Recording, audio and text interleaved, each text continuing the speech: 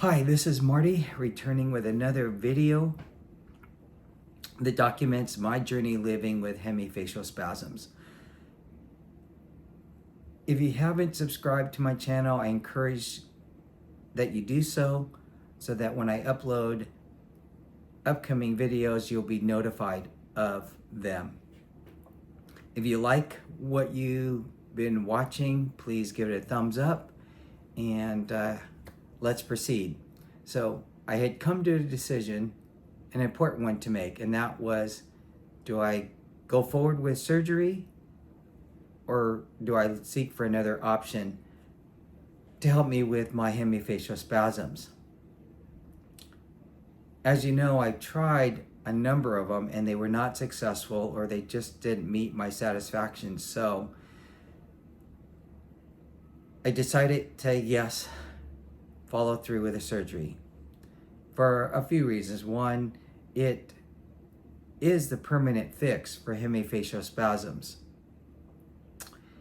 And that was something that I thought would be valuable, because to me, I still consider myself young, at least young at heart, young in my attitude, my mental capacity, etc. But I can share with all of you that I am actually in my 60s, mid 60s, actually a little bit older than that, a couple of years older than that.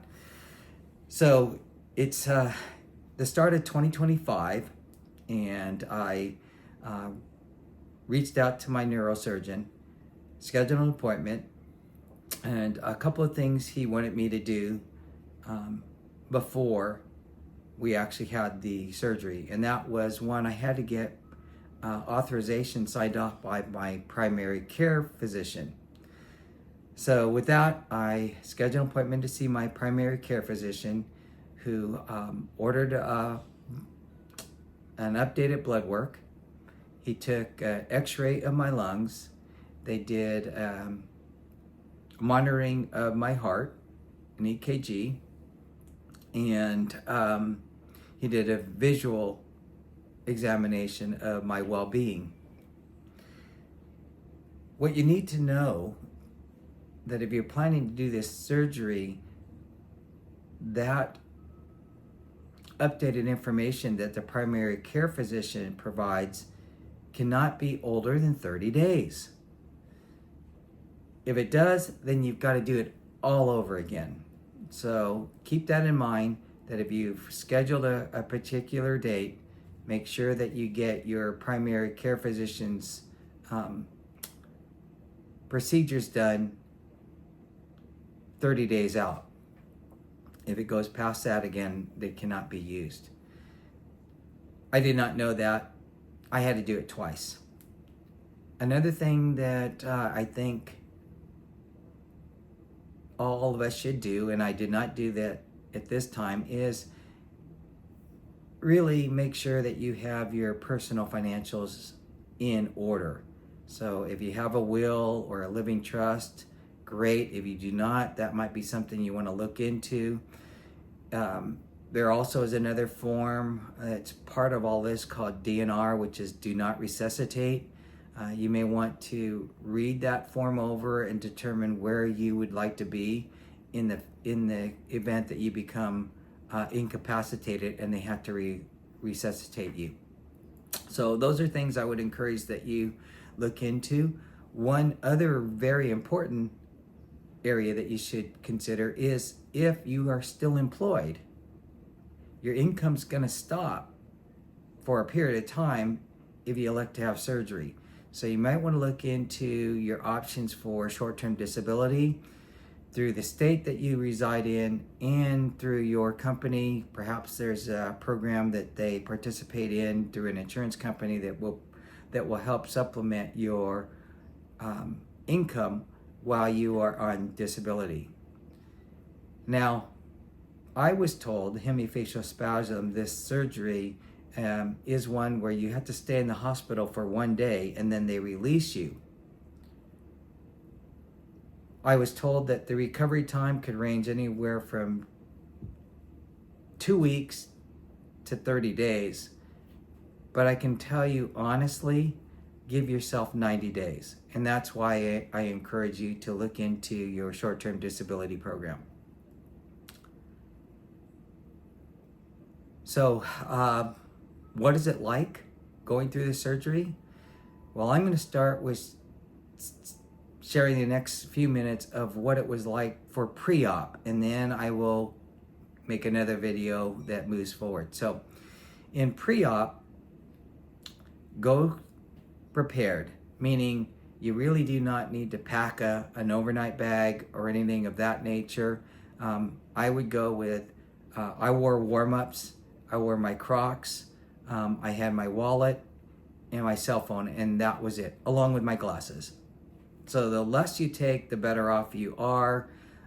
In pre-op, they are doing just that. They're getting you ready for the operation.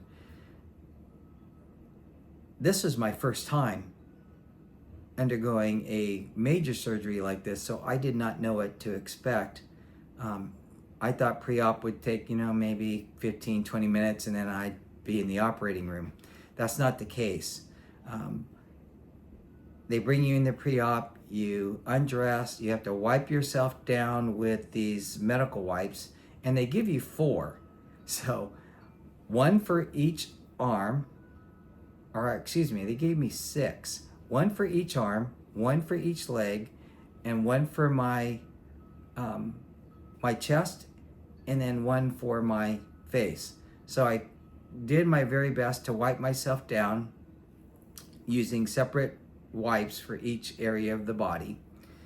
Then I put on the gown, and that, I tell you, is not easy. It's crazy. But you put on the gown, you get yourself situated, and then they wheel you in to the pre-op area, and they had me sit down on a bed, and I lied down.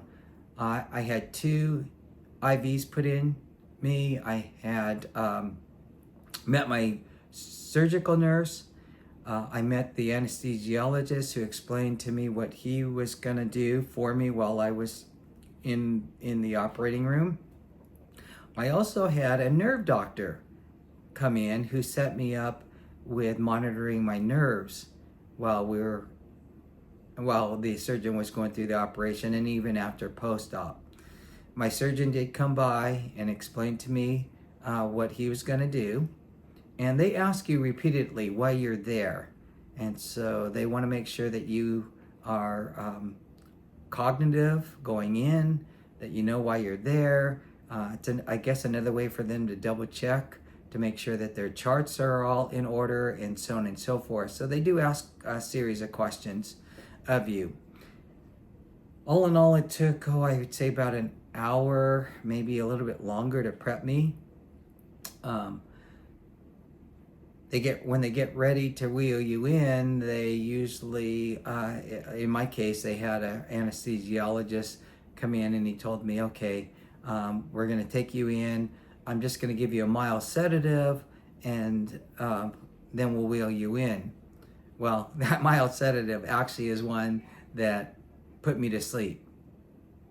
Okay, so I do not know, once he administered that, what happened afterwards. All I do know is that the surgery was going to be performed soon, and I was going to be wheeled into the surgical room. So I'm going to end the video here, and join me in the next video where I share with you what happened thereafter. Until then, I hope you're having a great day. Stay healthy, and I'll catch you in the next video. Thanks for watching.